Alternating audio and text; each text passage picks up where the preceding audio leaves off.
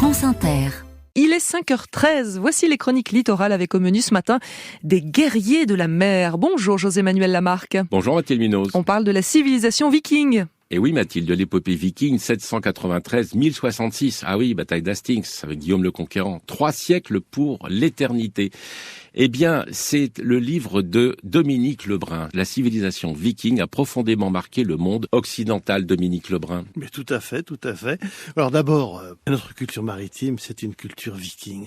C'est dur à admettre, hein, mais c'est pourtant comme ça. On se croit vieux breton, celte, etc. Et puis non, en fait, c'est aux vikings que l'on doit tout ce que l'on sait de la mer, à commencer par le vocabulaire d'ailleurs. Vraiment tout.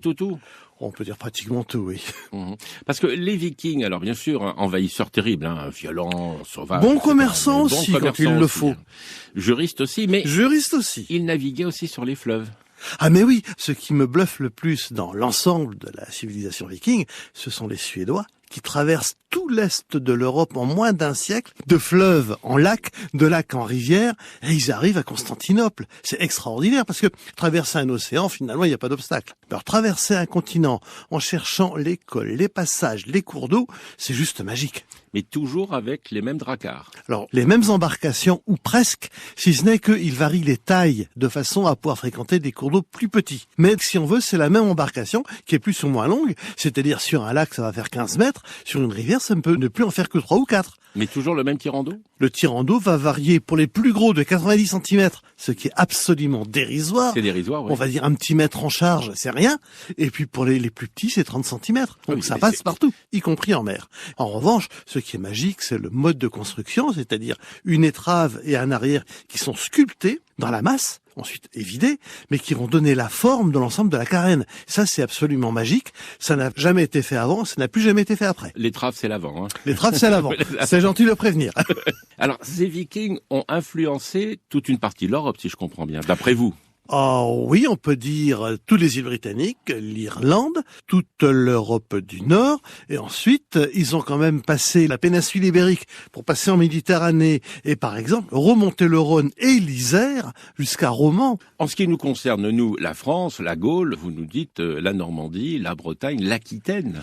En fait, vous prenez les fleuves français et vous avez remarqué que la Loire, par exemple, prend sa source quand même très très loin dans le Massif central, à une centaine de mètres près, d'ailleurs elle aurait coulé vers la Méditerranée.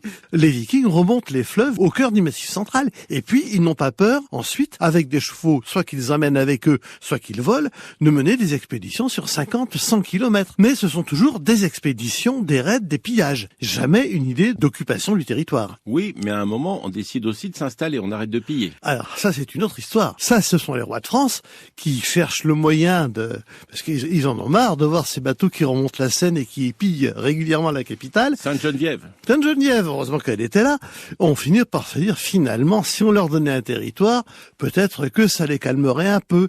Et puis, ce qui va se passer, c'est que non seulement on va leur donner un bon territoire, mais ils vont l'exploiter avec une rigueur et une science de la gestion extraordinaire. Et ensuite, ils vont faire du duché de Normandie, un des plus puissants du duché de France, avec celui de Bourgogne d'un côté, celui de Bretagne de l'autre. dans les dates, vous nous donnez 793 et 1066, Guillaume le Conquérant, Hastings contre Harold. Absolument. Et Guillaume le Conquérant, ce n'est plus du tout un viking, c'est un Normand francisé, c'est un franc normandisé, l'armée qui débarque, même si les méthodes de traversée de la Manche sont celles des vikings, ensuite c'est un fonctionnement d'armée franque, tout à fait. Merci Dominique Lebrun. L'épopée viking 793-1066, 3 siècles pour l'éternité, est édité chez Vuibert. À lundi, Mathilde Munoz. À lundi, bon week-end José-Manuel Lamarque.